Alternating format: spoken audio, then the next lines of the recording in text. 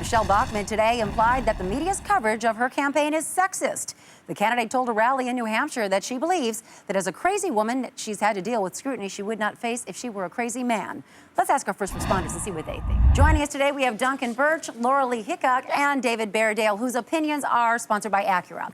Is Bachmann treated differently because she's a woman with a frighteningly apparent psychological instability? Oh, I don't think there's any question. Laura Lee? Yeah, every really? time she says something that's objectively bizarre about how God told her to adopt 24 children or how same-sex marriage is the #1 threat to this country, the press jumps down her throat. Now, they would not be doing that to Mitt Romney if Mitt Romney were visibly deranged. I don't buy this for a second. Oh, now, come on. If an insane male candidate said that Obama was responsible for swine flu, people would be, they would be just as terrified by his ignorance. Excuse me. Yes, Dave. Excuse me.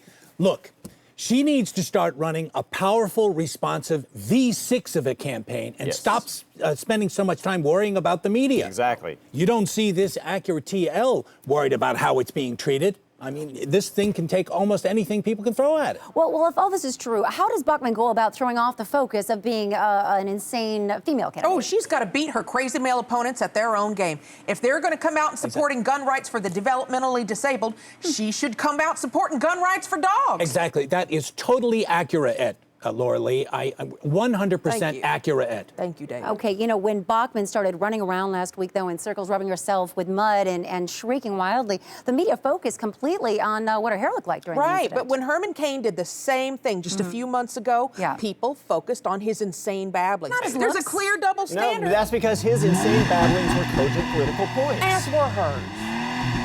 Yes, David? I'm revving this powerful fuel-injected engine to show my support for Laura Lee's opinion. Well, thank you, first responders.